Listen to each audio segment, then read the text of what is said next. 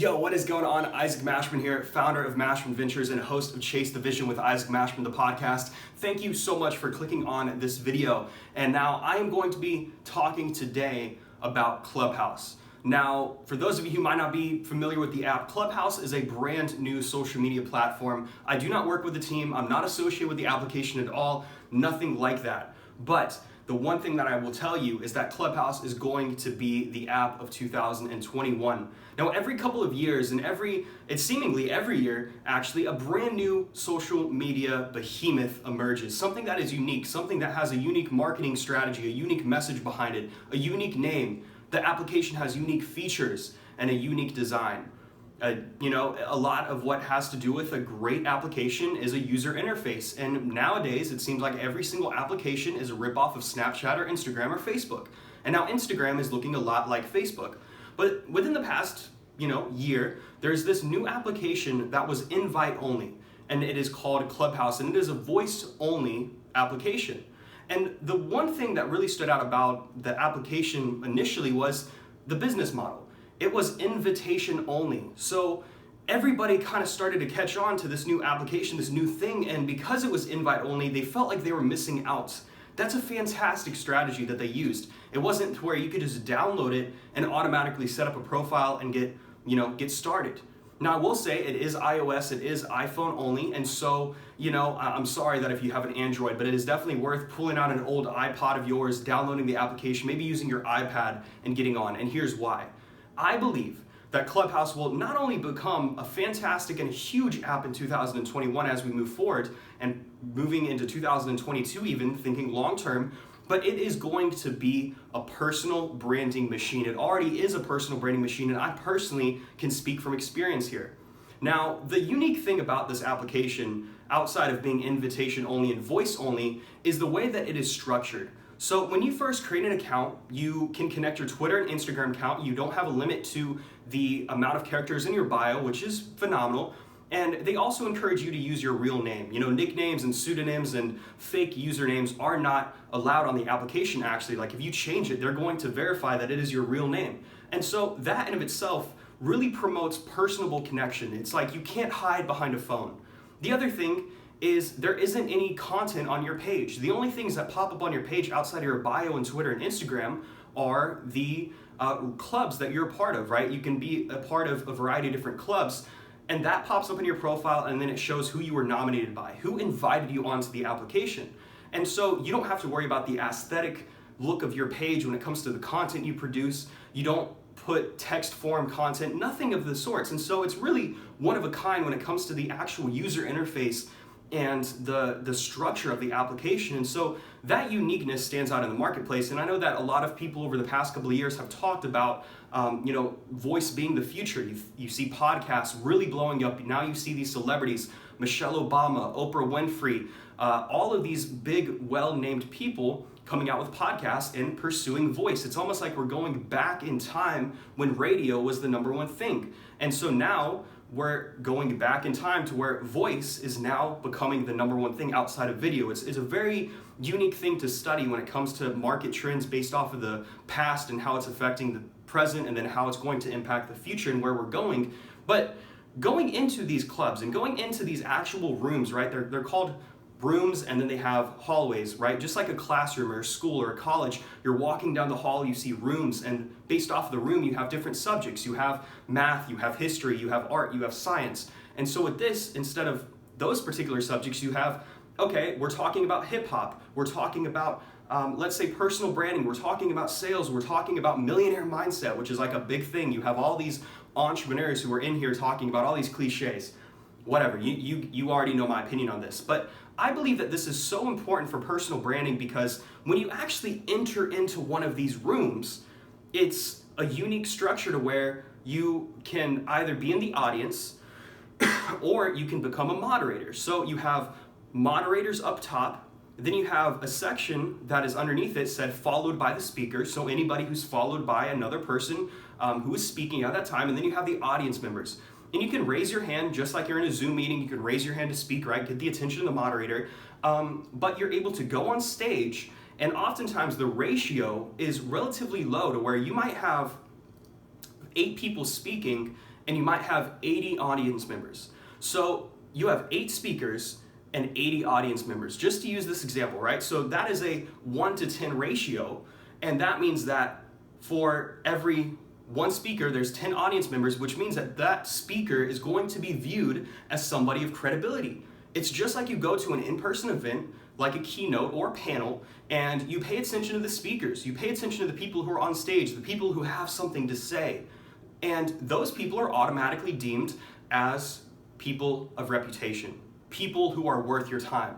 And so if you get into Clubhouse and you get onto the panel of some of these larger rooms or even some of these smaller rooms, you're viewed as that panelist. You're viewed as somebody who has something to say and who is worth listening to. And this is why it is so effective. Literally within the first month of me being on the application, I've seen better conversions over to Instagram and Twitter and Facebook and my podcast and my website than any other platform, because I'm able to go in and join a room. And although I might have to wait a couple minutes in order to say anything, right? I have to listen, I have to pay attention to these people's problems, and then I can come in providing a solution or sharing my story or sharing my business or my expertise.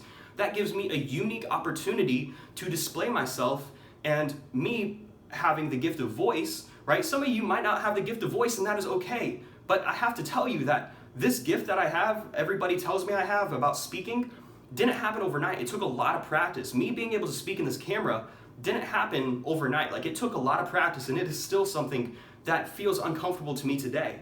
So you put yourself out of your comfort zone, you get uncomfortable, and you go into these rooms and you provide value. You find rooms that are specific to your business, specific to your brand, or things of a topic that you can actually discuss and have a conversation in.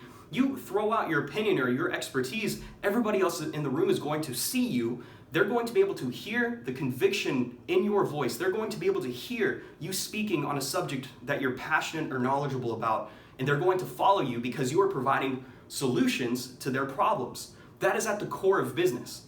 Now, what I've noticed is a lot of these rooms will have a couple notable figures, right? Dan Fleischman, Brad Lee, Grant Cardone, Ty Lopez. They get into one room. That's where a lot of these entrepreneurs flock.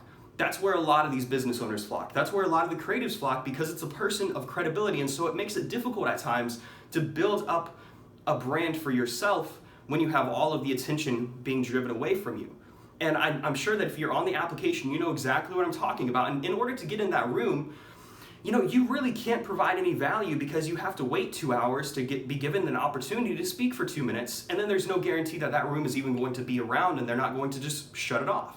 And so my recommendation to you, or if you were looking to get onto the application, is to go into smaller rooms with 5 to 20 or even 100 people. I got on one public speaking room, and public speakers speak a lot, and so it took me like an hour and a half to have an opportunity to speak. Well, what that gave me was the ability to connect with these other public speakers and ask questions. It was allowing me to put myself out there. Instead of having to put yourself out there to an audience that already knows who you are, you're able to display who you are and bring awareness to an entire group of people who never knew you existed, who never knew Jonathan Smith existed, or never knew Jane Doe existed, right? And so that's the beautiful thing about this application. And what I've noticed is that the more consistent you are, the more results you will get. If you get into multiple rooms and you spend a couple hours every single day on Clubhouse, you're going to get people to follow you. I have 240 followers right now, which isn't a lot, but at the same time, for the amount of work that I've had to put in to get to that, it's not too difficult. And at the same time, the quality of people following me is so high. I've already had podcast books. I've had prospects slide into my DMs to, have a conversation with me. It is a phenomenal, phenomenal tool. But you have to be careful with how much time you spend on it. This application is addicting, and you can't spend all of your time every single day on Clubhouse. So you ask yourself, what is my intention with getting on this application?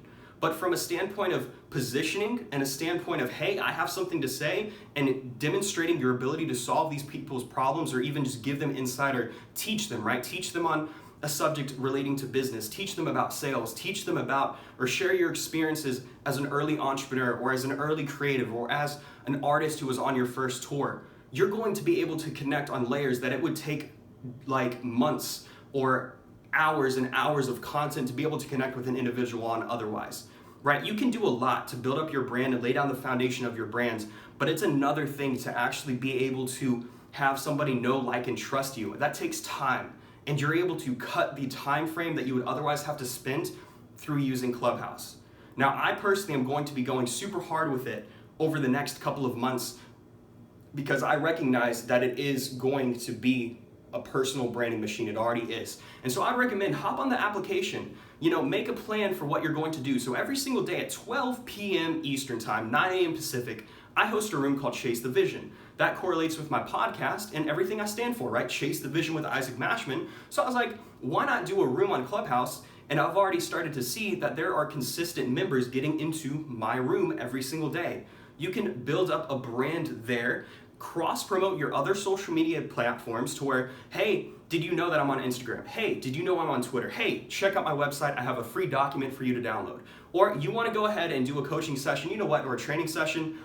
You've been great on Clubhouse. I want to give you a 15-minute training session for absolutely free. Let's connect. That goes and translates into a client relationship, which means that you can get testimonials, you can get results, and you can demonstrate your effective ability as a business owner or as somebody who is worth listening to. It all adds up. So stop procrastinating, check out the platform. If you don't have an invite, because it is invite only, message me, I might have a couple left, or ask around on Facebook. Make a post on social media and say, hey, I need to get on Clubhouse, and then you go ahead and make it your goal to get to 100 followers on 100 quality individuals, right? And from there, it's game over. And the one thing that I will add to the invitation, business model that I really like is that the person who nominates you is on your profile forever. It shows you the date that you got on the platform and who nominated you. So I went to Grant Cardone's profile and I'm curious, I'm like, who nominated Grant Cardone? And so based off of whoever nominated Grant Cardone, I will automatically view as a person of authority simply because they were in association with Grant. So you go out of your way to maybe get some of your larger connections on the platform. That's a way to position yourself in of itself. So that being said, guys, comment your thoughts about Clubhouse below. Share this across social media. Let me know because I'm genuinely interested. I believe that they just recently got a new round of funding, and so this platform is here to stay. It would take something crazy for this app to just disappear. Now, it's possible, but God forbid, but I believe that Clubhouse will be a personal branding machine if you make it so. Much love.